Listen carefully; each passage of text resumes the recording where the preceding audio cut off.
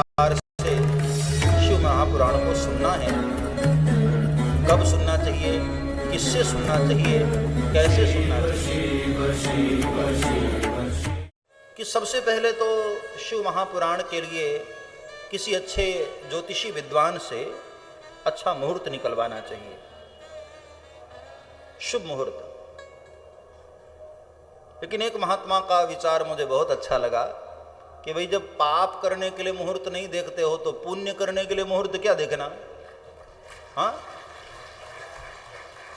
गलत काम करने में इंसान मुहूर्त नहीं देखता, तो शुभ काम के लिए क्या मुहूर्त। तदेव लग्नम सुदिनम तदेव ताराबलम चंद्रबलम तदेव विद्याबलम दैवबलम तदेव लक्ष्मीपते तेन्द्रयुग स्मरामि। जब भगवान नारायण का स्मरण होने लगता है ना, उसी क्षण सारे लग्न, सारे मुहूर्त, सारी घड़ियां धन्य हो जाती है। तदेव लग्नम सुदिनम तदेव। दूसरी बात, शिव महापुराण की कथा कहां होनी चाहिए। देखो, सबसे अच्छा तो माना गया किसी शिव तीर्थ में कराओ,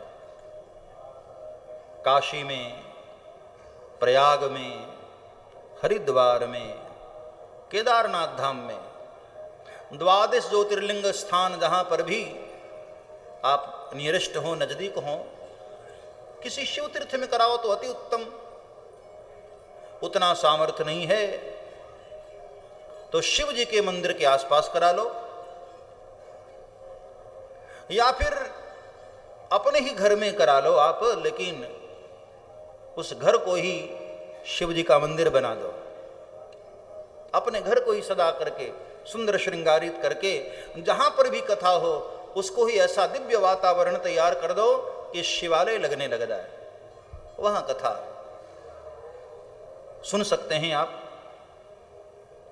कथा के लिए जो व्यास हों उनके विषय में भी बताया।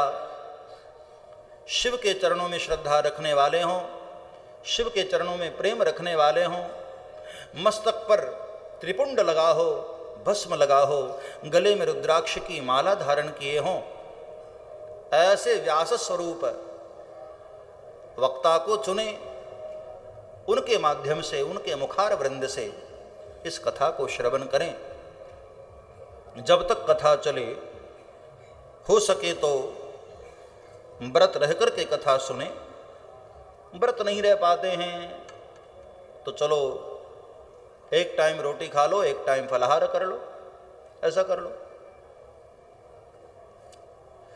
दोनों टाइम यदि आप फलाहार नहीं कर सकते हैं तो एक टाइम रोटी खा लो और एक टाइम फलाहार कर लो। लेकिन खासकर विशेष शर्त रखी, इन 7 दिनों में, 9 दिनों में, 11 दिनों में, जब तक शिव महापुराण की कथा चले तब तक विशेष रूप से लहसुन प्याज इत्यादि का त्याग तो अवश्य कर देना चाहिए। मतलब ऐसे भोजन ना करो जो गरिष्ठ हो, ऐसे भोजन ना करो जो तामसी हो, जिसमें स्मेल आती हो, दुर्गंध आता हो। जो भोजन आप भगवान को भोग नहीं लगा सकते, ऐसा भोजन स्वयं भी नहीं करना चाहिए, तो उसका त्याग करना चाहिए।